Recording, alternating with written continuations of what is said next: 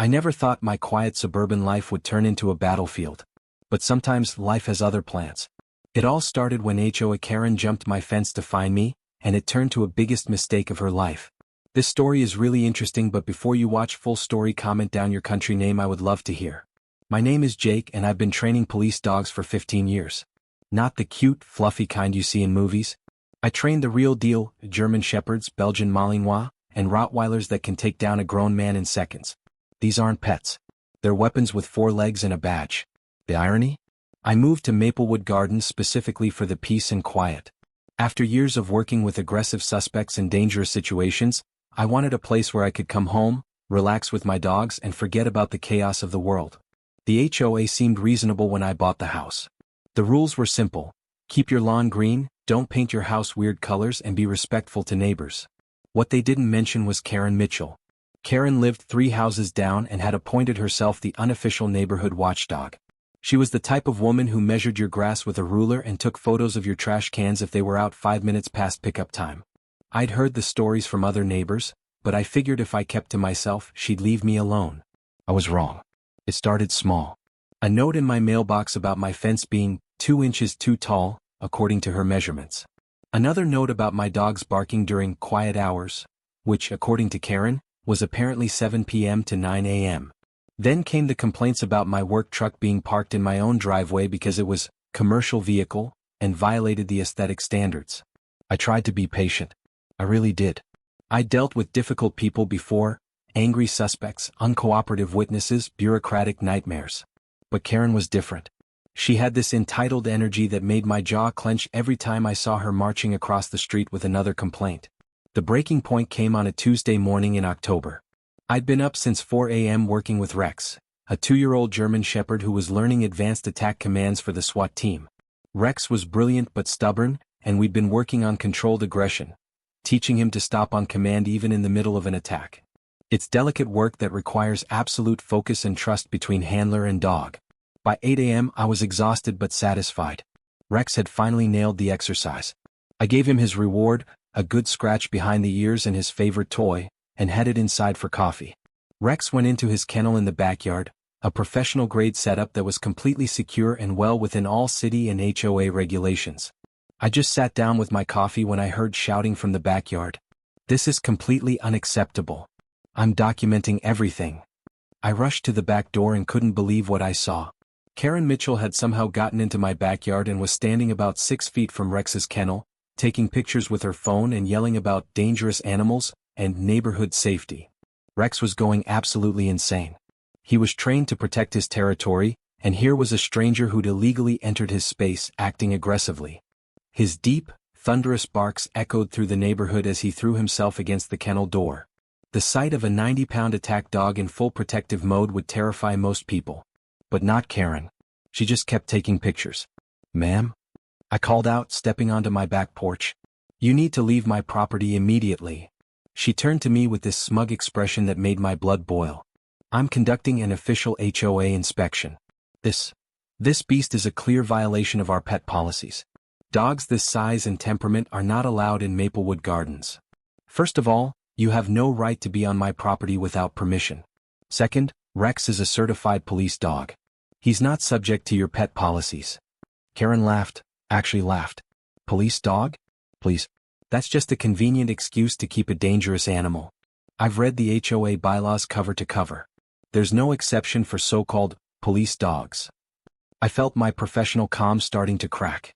"Ma'am, I'm asking you nicely to leave my property. Rex is trained for law enforcement, and you're trespassing. I'll leave when I'm done documenting these violations." She turned back to Rex's kennel, holding up her phone. "This kennel is too close to the property line, the dog is clearly aggressive, and I'm sure the city will be very interested to know about the noise complaints." That's when she made her biggest mistake. Karen noticed that Rex's kennel door wasn't completely latched. In my morning fatigue, I'd secured it but hadn't double-checked the lock mechanism. It was still closed but not locked tight. "Oh, this is perfect," Karen said, walking closer to the kennel. "An improperly secured dangerous animal. This will definitely get you kicked out of the neighborhood." She reached for the kennel door. "Don't touch that," I shouted, jumping off the porch. But it was too late. Karen pulled on the door to check how secure it was. The latch gave way and the door swung open. Rex burst out like a black and tan thunderbolt. Now, here's what Karen didn't understand about police attack dogs. They're not like regular pets who might bark and run around. Rex had been trained for years to identify threats and neutralize them. In his mind, Karen was an intruder who had invaded his territory and was acting aggressively toward his handler. Karen's face went white as Rex charged straight at her. "Rex, halt," I commanded in my training voice. Rex stopped instantly just 3 feet from Karen. His muscles were coiled, ready to spring, but he held position. His dark eyes were locked on Karen, and a low growl rumbled from his chest like distant thunder. Karen was frozen in place, her phone still in her hand, finally understanding what she was dealing with. "Don't move," I said quietly. "Don't speak, don't make sudden movements. Just stay exactly where you are." I walked slowly toward Rex, keeping my voice calm and authoritative. "Good boy, Rex. Hold position. Good hold." Rex's training kicked in. Even though every instinct told him to protect his territory, he trusted my commands completely. He stayed in place, muscles tense but controlled. I reached Rex and put my hand on his collar. "Easy, boy. Stand down."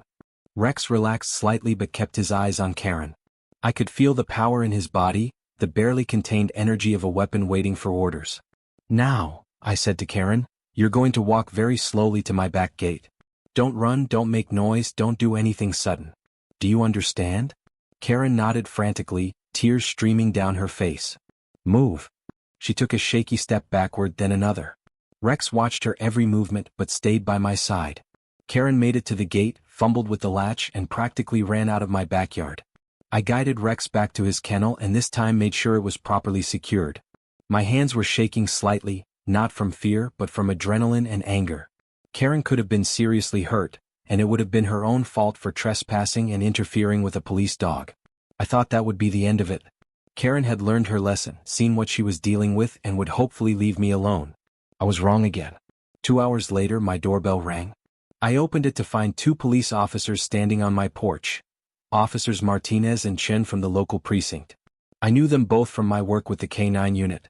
"Hey Jake," Martinez said, looking embarrassed. "We got a call about a dangerous dog incident. Lady says you threatened her with an attack dog?" I sighed. "Come in, guys. Let me tell you what really happened." I explained the whole situation. Karen trespassing, opening Rex's kennel, the controlled response I'd used to keep everyone safe. Martinez and Chin knew my reputation and my work, so they believed my version immediately. "Look," Chin said, "we have to file a report because she made an official complaint. But between us, Lady's been calling the station about you for weeks. Noise complaints, parking violations, suspicious activity. We've been ignoring most of it." "What kind of suspicious activity?" I asked. Martinez grinned. "Apparently men in uniform coming to your house at odd hours, dogs barking training commands, and military-style vehicles in your driveway. She thinks you're running some kind of militia training camp." I had to laugh. The men in uniform were police officers dropping off or picking up dogs for training. The military-style vehicles were police SUVs and K9 transport vans. Karen had created an entire conspiracy theory around my legitimate business. "We'll write up the report accurately," Chin said. "But Jake, be careful. This lady seems like the type who won't let things go." He was right. Over the next week, Karen escalated dramatically. She filed complaints with the city about noise violations, dangerous animals, and operating a business in a residential area. She submitted a formal petition to the HOA demanding my immediate removal from the neighborhood. She even called animal control, claiming I was running an illegal breeding operation. Every complaint was investigated and dismissed. My business was properly licensed, my dogs were registered and vaccinated, and everything I did was completely legal. But the constant harassment was wearing me down. The situation came to a head during the monthly HOA meeting. I rarely attended these meetings. They were usually just discussions about landscaping and holiday decorations. But Karen had put my dangerous dog situation on the agenda, so I figured I should defend myself. The meeting was held in the community center, a small building next to the neighborhood playground. About 30 residents showed up, which was apparently a record turnout. Word had spread about the drama. Karen had prepared a presentation. An actual PowerPoint presentation about why I should be removed from the neighborhood. She had photos of my house, my truck, Rex's kennel, and even pictures she'd taken through my fence of me training dogs. "Ladies and gentlemen," Karen began, standing at the front of the room like she was addressing Congress. "We have a serious safety issue in our community. Mr. Jake Sullivan has turned his home into a training facility for dangerous attack dogs." She clicked to a slide showing Rex mid-bark during a training session.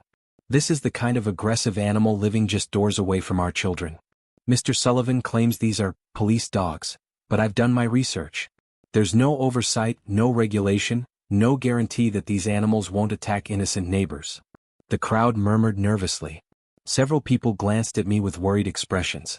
Karen continued, "Last week, one of these animals actually attacked me while I was conducting a legitimate HOA inspection. Mr. Sullivan stood by and watched as this beast threatened my life." More murmurs, louder now. I could see people shifting uncomfortably in their seats.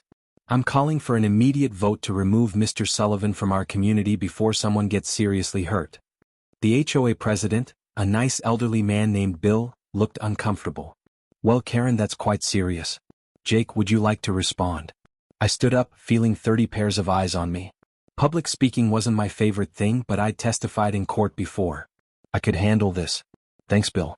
I think there are some misunderstandings here that need to be cleared up." I walked to the front of the room, keeping my voice calm and professional. "First, let me introduce myself properly. My name is Jake Sullivan and I've been training police dogs for 15 years. I work directly with the Metro Police K-9 unit, the County Sheriff's Department, and occasionally with federal agencies." I pulled out my phone and showed my certifications and licenses. "Everything I do is regulated, inspected, and approved by multiple law enforcement agencies. My dogs aren't pets, they're working police officers with 4 legs." The crowd's mood started to shift. People looked interested rather than worried. As for Karen's claim that Rex attacked her, that's not what happened. Karen trespassed on my property, entered my backyard without permission, and opened a secured kennel containing a trained police dog. Rex responded exactly as he was trained to do when someone unlawfully enters his territory. I looked directly at Karen, who was glaring at me from her seat. At no point did Rex make physical contact with Karen. I gave him a command to halt, which he obeyed immediately. This demonstrates the level of control and training these dogs have. Bill nodded thoughtfully. "So you're saying the dog was under control the entire time?" "Completely. These dogs are trained to respond instantly to voice commands, even in high-stress situations. Rex held position until I could assess the situation and ensure everyone's safety." A woman in the back raised her hand. "Jake, I live next door to you and I've never felt unsafe. The dogs are quiet most of the time, and when they do bark, it's clearly during training sessions." "Thank you, Mrs. Peterson. I try to be considerate with my training schedule." A man near the front spoke up. "My brother's a cop. He says police dog trainers are highly respected professionals. These aren't just random people with attack dogs." Karen stood up, her face red with anger. "This is ridiculous. You're all being fooled by his smooth talking. I was there. I saw that monster come after me." "Karen," I said quietly, "you opened the kennel door. On my property. Without permission. What did you think would happen?" The room went silent. Even Karen seemed to realize how that sounded. Bill cleared his throat. "Well, it seems like there might be some fault on both sides here. Karen, you probably shouldn't have entered Jake's property without permission. Jake, maybe you could do more to secure your animals." "The kennel was secured," I said. Karen deliberately opened it. "I was conducting an HOA inspection." Karen protested. "Ma'am," said a voice from the back of the room, "you're not an HOA official. You can't just enter people's property whenever you want." I recognized the voice. It was Tom Bradley, a retired lawyer who lived at the end of the street. Tom stood up. "I've reviewed our HOA bylaws, and there's nothing that gives individual residents the right to conduct inspections on other people's property. That requires board authorization and advance notice." Karen's face went from red to purple. "Well, someone needs to keep an eye on what's happening in this neighborhood. That's what we pay the HOA board for," Tom replied. "Not self-appointed neighborhood watchdogs." The meeting continued for another hour, but the tide had clearly turned. Karen's dramatic presentation had backfired. Instead of making me look like a threat, she'd made herself look like a busybody who'd overstepped her bounds. When Bill called for a vote on Karen's motion to remove me from the neighborhood, it failed spectacularly. 28 votes against, 2 in favor. I'm pretty sure one of those 2 votes was Karen herself. After the meeting, several neighbors came up to apologize for Karen's behavior and to ask questions about my work. Mrs. Peterson invited me to a barbecue the following weekend. Tom Bradley offered to help if Karen caused any more legal trouble. But Karen wasn't done. As people were leaving the community center, she cornered me near the parking lot. "This isn't over," she hissed. "I know what you're really doing here. Training attack dogs, meeting with police at all hours. You're planning something and I'm going to figure out what it is." I stared at her for a moment, trying to decide how to respond. The professional in me wanted to stay calm and diplomatic. But I was tired of her harassment, tired of her accusations, tired of having to justify my legitimate business to someone who had no authority and no sense. "Karen," I said quietly, "let me explain something to you. I train dogs that risk their lives to protect people like you. When there's a bomb threat at a school, my dogs go in first. When there's a drug dealer with a gun, my dogs take him down so officers can go home to their families. These animals are heroes and I'm proud of the work we do." She crossed her arms, unmoved by my words. I continued, "But you know what? You've made your feelings about me very clear. So here's what's going to happen. I'm going to continue running my business, training my dogs and living in my house that I legally own. If you trespass on my property again, I'll have you arrested. If you continue to harass me, I'll get a restraining order. And if you ever put yourself or my dogs in danger again by interfering with my work, there will be consequences." Karen stepped back, perhaps hearing something in my voice that reminded her of what had happened in my backyard. "You can't threaten me," she said, but her voice lacked its usual confidence. "I'm not threatening you. I'm explaining reality. You seem to have trouble understanding boundaries, so I'm making them very clear." I walked to my truck and drove home, leaving Karen standing alone in the parking lot. The next few weeks were blissfully quiet. Karen seemed to have gotten the message, or maybe she was just planning her next move. Either way, I was able to focus on my work without constant harassment. Then came the morning that changed everything. I was working with 3 dogs that day: Rex, Luna, a Belgian Malinois, and Duke, a Rottweiler mix. All 3 were advanced dogs working on coordinated team exercises. The Metro Police had a big drug bust planned, and they needed dogs that could work together seamlessly. We were in the middle of a complex training scenario when my phone rang. It was Detective Sarah Walsh from the Metro Police. "Jake, we need you and your team downtown immediately. We've got a situation." "What kind of situation?" "Armed suspect barricaded in a warehouse with hostages. SWAT is on scene, but they need K9 support. How fast can you get here with your best dogs?" I looked at Rex, Luna, and Duke. All 3 were alert and ready, sensing the change in energy. "Give me 20 minutes. I loaded the dogs into my specialized transport van and headed downtown, emergency lights flashing. This was what we trained for, real situations where lives were on the line. The warehouse was in an industrial area on the south side of town. Police cars, SWAT vehicles, and ambulances surrounded the building. Detective Walsh met me at the command post. "Here's the situation," she said, pointing to a blueprint of the warehouse. "Harold Kowalski, 35 years old, armed with multiple weapons. He's got 3 hostages, his ex-wife and 2 kids. He's threatening to kill them and himself if we try to come in. What do you need from us?" "We need to create a distraction while the SWAT team moves in. Your dogs can approach from multiple angles, keep his attention divided. If he runs, they can track and apprehend." I studied the blueprint, planning our approach. Rex and Luna can go in through the side entrances. Duke can cover the back exit. All 3 are trained for hostage situations. Good. SWAT moves in 5 minutes. I suited up the dogs with their tactical gear, protective vests, and communication equipment. These weren't just pets doing tricks. These were professional law enforcement officers about to risk their lives. "All right, team," I said to my dogs, "this is real. Protect and serve." The operation went perfectly. Rex and Luna entered the warehouse simultaneously, their controlled barking creating confusion while SWAT moved in through the main entrance. The suspect, overwhelmed by threats from multiple directions, surrendered without firing a shot. The hostages were safe and no one was injured. As we were loading the dogs back into the van, Detective Walsh came over with a huge smile. "Outstanding work, Jake. Those dogs probably saved lives today." "That's what we do," I said, scratching Rex behind the ears. "It's why we train so hard. Hey, do you mind if we bring some reporters over?" This was a textbook operation, and the department could use some positive press. I hesitated. I generally prefer to stay out of the spotlight, but positive publicity for the K9 unit could help with funding and community support. "Sure, but keep it focused on the dogs. They're the real heroes." 20 minutes later, I was standing in front of news cameras with Rex, Luna, and Duke, explaining how police dogs are trained and how they contribute to public safety. The reporters were fascinated by the level of training and professionalism involved. These aren't attack dogs, I explained to the camera. These are highly trained law enforcement professionals. They risk their lives to protect our community every day. The story aired on the evening news and was picked up by the newspaper the next day. Local dog trainers team helps save hostages, read the headline with a photo of me and the 3 dogs in their tactical gear. I thought it was great publicity for the K9 program.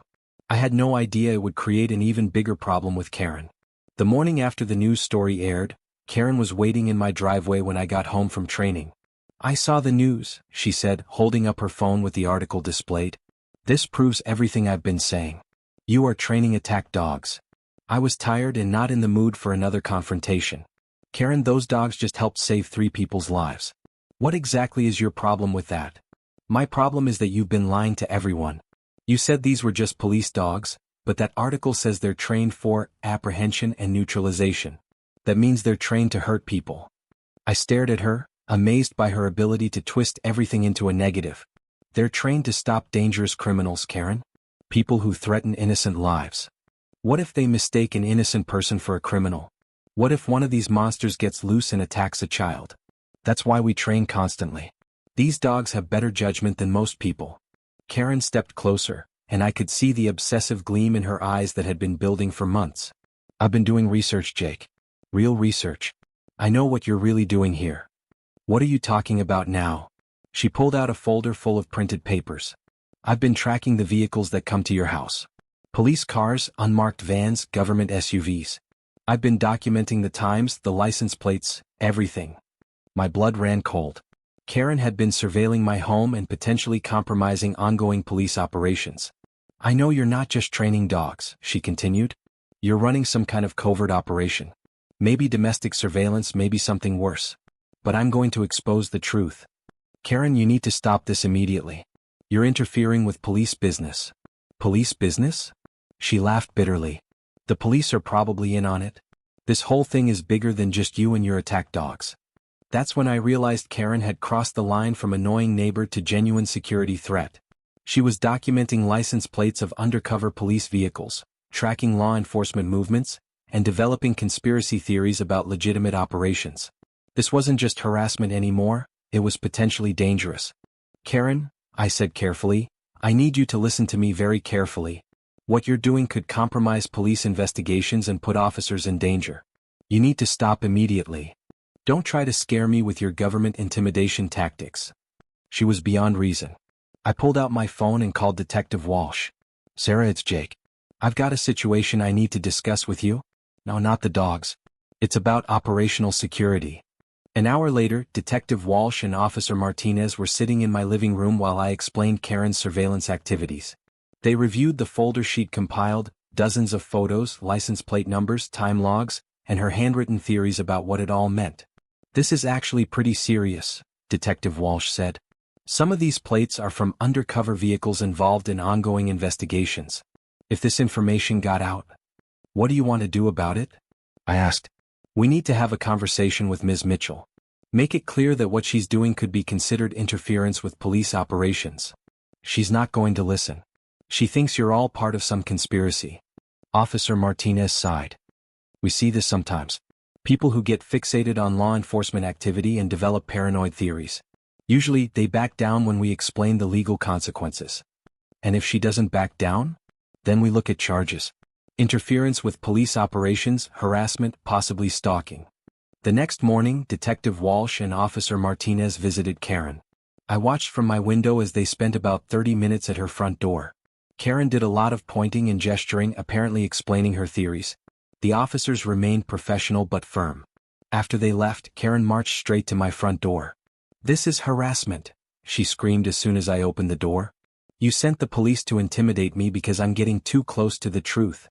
Karen, I sent the police because you've been documenting their undercover vehicles and potentially compromising their investigations. That's a federal crime. I have every right to observe and document what happens in my neighborhood. Not when it interferes with police operations. Not when it puts officers in danger. She stood there for a moment, breathing heavily, her face flushed with anger and frustration.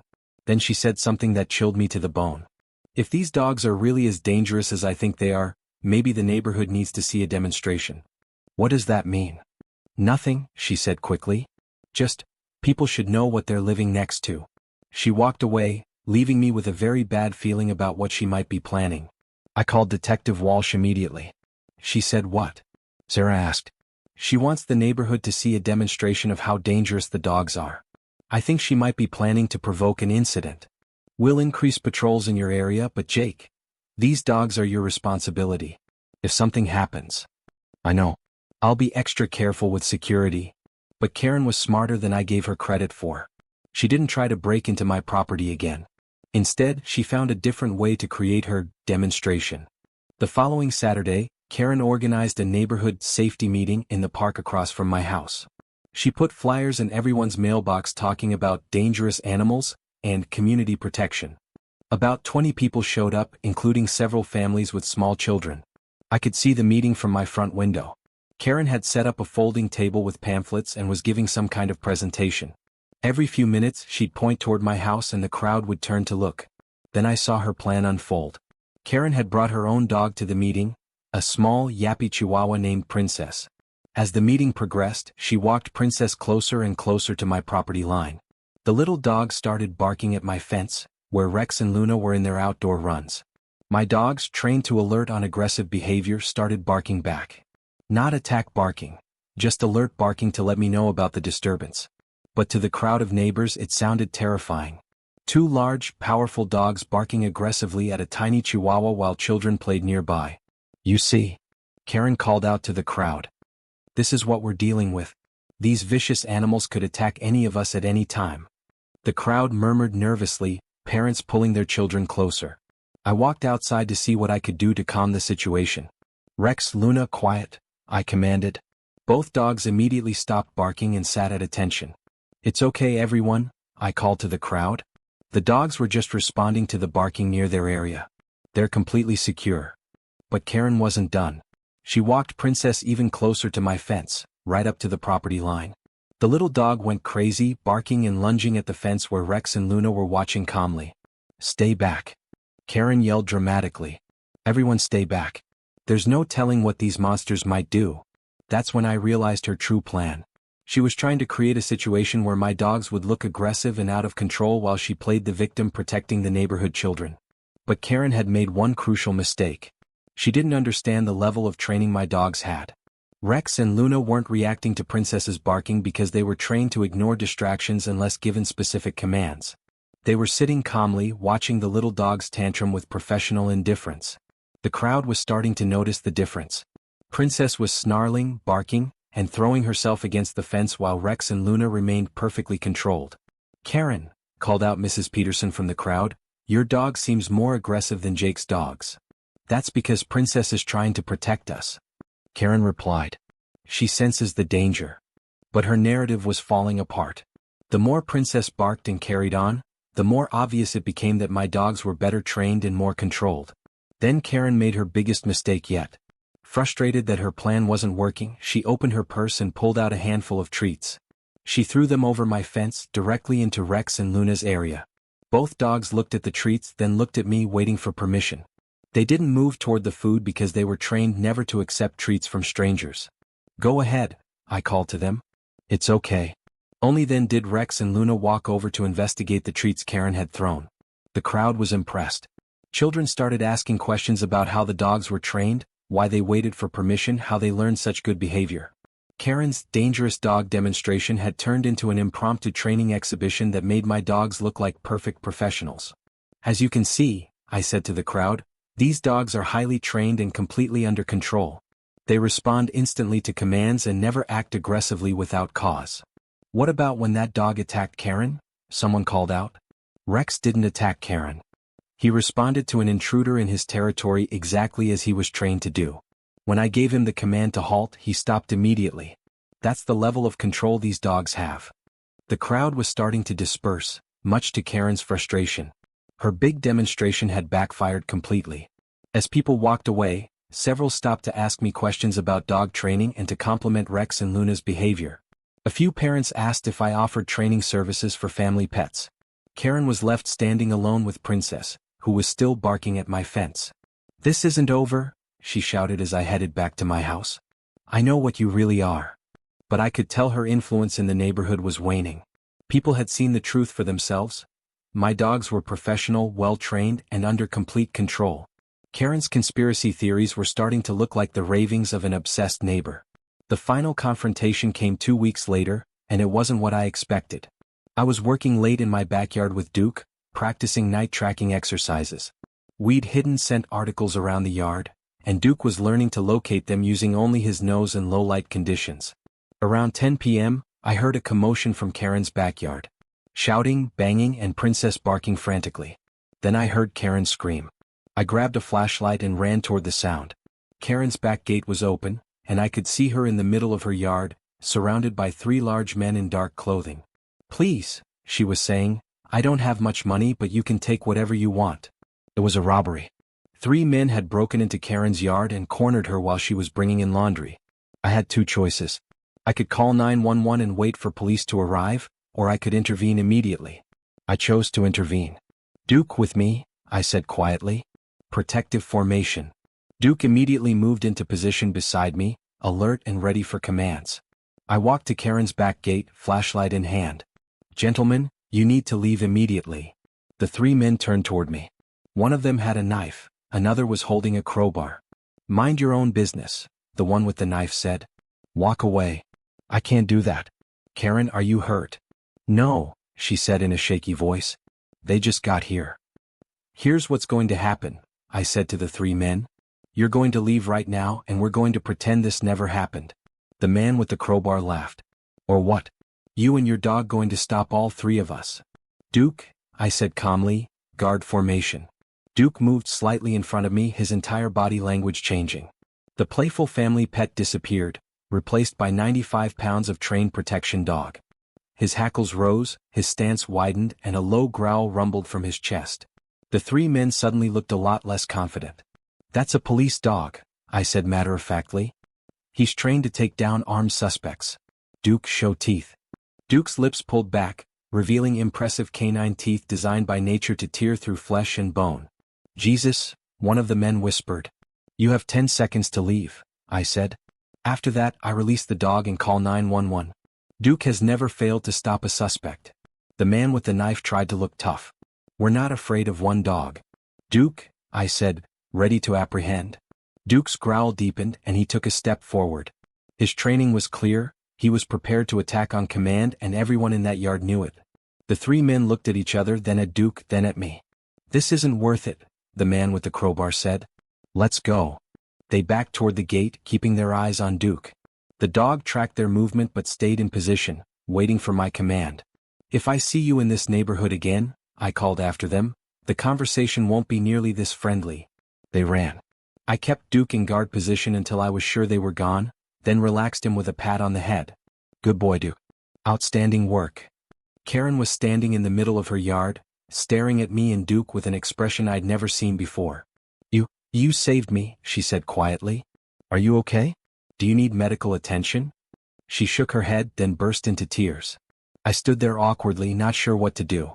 Karen had been my enemy for months, but she was also my neighbor and she'd just been through a traumatic experience. "Karen," I said gently, "let's get you inside. You're safe now." She nodded, wiping her eyes. I don't understand. Why did you help me? After everything I've done to you?" I walked her to her back door, Duke staying close in case the men returned. "Because it was the right thing to do. Those men were dangerous and you needed help. But I've been so terrible to you. All those complaints, the meetings, the accusations. That doesn't matter right now. What matters is that you're safe." We reached her back door and Karen turned to face me. In the porch light I could see she was still shaking. "I owe you an apology," she said. "A huge apology. I was wrong about everything. Your dogs, your work, what kind of person you are. I was so focused on being right that I couldn't see the truth. Karen, you don't need to." "Yes, I do." She took a shaky breath. "I was scared. When you first moved in with those big dogs and all the police activity, I was scared. My husband died 3 years ago and I've been living alone, and I guess I thought if I could control everything in the neighborhood I could feel safe.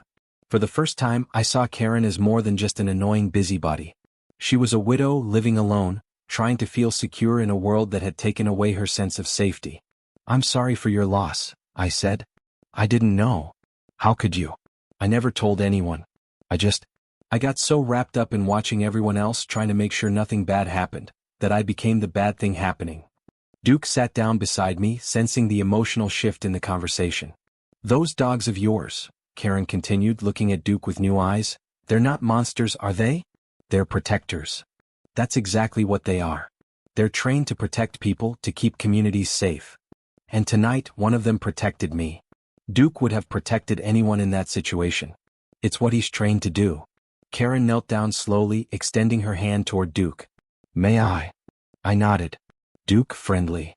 Duke's entire demeanor changed from professional protector to gentle companion. He sniffed Karen's hand, then allowed her to pet his head. "He's beautiful," she whispered. "I can't believe I was so afraid of him." "Fear makes us see things differently sometimes," I said. "But Duke is one of the gentlest dogs I've ever worked with. He loves children, he's patient with other animals, and he's never shown aggression toward anyone who wasn't threatening others." Karen stood up, tears still in her eyes. "Jake, I don't know how to make up for what I've done.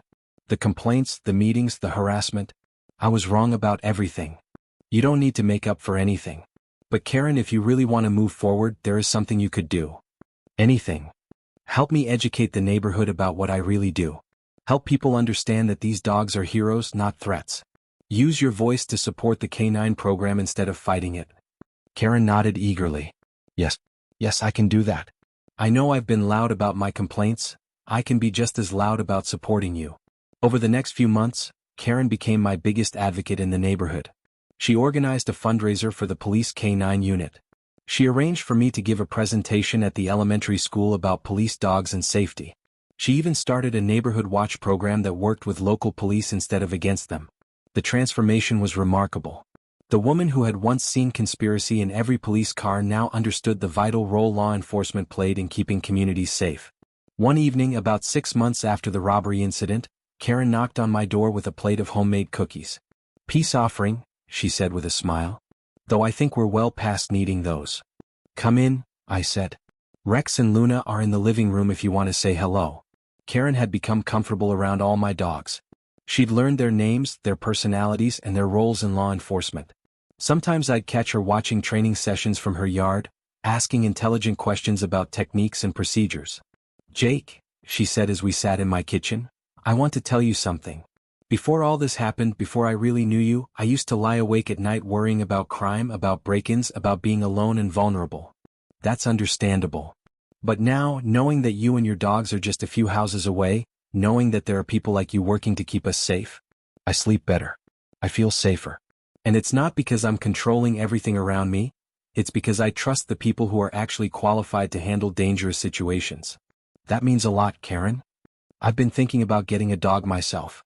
Not a guard dog, just a companion. Maybe you could help me choose the right breed." "I'd be happy to." She smiled. Who would have thought? Karen Mitchell asking Jake Sullivan for dog advice. Life has a way of surprising us. Karen stood to leave, then paused at the door. "Jake, can I ask you something? That night with the robbers, were you scared?" "Honestly? Yes. Anytime you're dealing with armed individuals, there's risk. But I was trained for situations like that, and I had Duke with me. Fear keeps you alert, but training keeps you effective." "I was terrified," she admitted. "But when I saw you and Duke come through that gate, I knew everything would be okay. That's when I finally understood what you've been trying to tell me about your dogs. They're not weapons, they're guardians." After Karen left, I sat in my living room with Rex, Luna, and Duke sprawled around me. It had been a long journey from that first complaint about my fence height to this moment of understanding and friendship. My phone buzzed with a text from Detective Walsh. "Got another hostage situation downtown. Need you and the team ASAP." I looked at my dogs, who were already alert and ready at the sound of my phone. Duty calls, team. Time to go to work. As I loaded Rex, Luna, and Duke into the transport van, I thought about how much had changed. My neighborhood was no longer a battleground. Karen had transformed from enemy to ally. And my dogs continued to serve and protect, both on official police business and in our own backyard. The warehouse district was lit up with police lights when we arrived. Detective Walsh briefed me on the situation. Another armed suspect, more hostages, another chance for my team to make a difference. Ready? I asked my dogs as we approached the building. Rex, Luna, and Duke looked at me with the calm confidence of professionals who knew their job and trusted their training. Let's go save some lives. As we entered the building, I thought about Karen's words, "They're not weapons, they're guardians." She was right. In a world full of genuine threats and real dangers, my dogs and I were the thin blue line between chaos and safety. We were the ones who ran toward danger while others ran away. We were the ones who stood between the innocent and those who would harm them. And sometimes, just sometimes, we were the ones who turned enemies into friends and fear into understanding. The operation went smoothly. The suspect surrendered, the hostages were freed, and once again no one was injured. Just another day at the office for the K9 unit. When I got home that night, I found a note from Karen stuck to my front door. "Jake. Saw the news about tonight's rescue. So proud to have a real hero living in our neighborhood. The dogs are lucky to have you and we're all lucky to have them. Thank you for everything you do. Your friend Karen." I smiled and scratched Rex behind the ears. "What do you think, boy? Not bad for a day's work." Rex woofed softly in agreement. Life in Maplewood Gardens had finally found its balance. The neighborhood was safe, the dogs were appreciated, and even the most unlikely friendship had blossomed from the seeds of understanding. Sometimes the best victories aren't the ones you win by force, but the ones you win by patience, professionalism, and the courage to do what's right even when it's not easy. And sometimes, the most dangerous enemies turn out to be the most loyal friends. Karen Mitchell had learned that lesson the hard way. But she'd learned it well. As I settled in for the night with my team of four-legged heroes, I realized that this was exactly why I'd become a police dog trainer in the first place. Not just to stop the bad guys but to protect the good ones, even when they didn't realize they needed protecting and even when they didn't initially want it. In the end, that's what being a guardian is all about.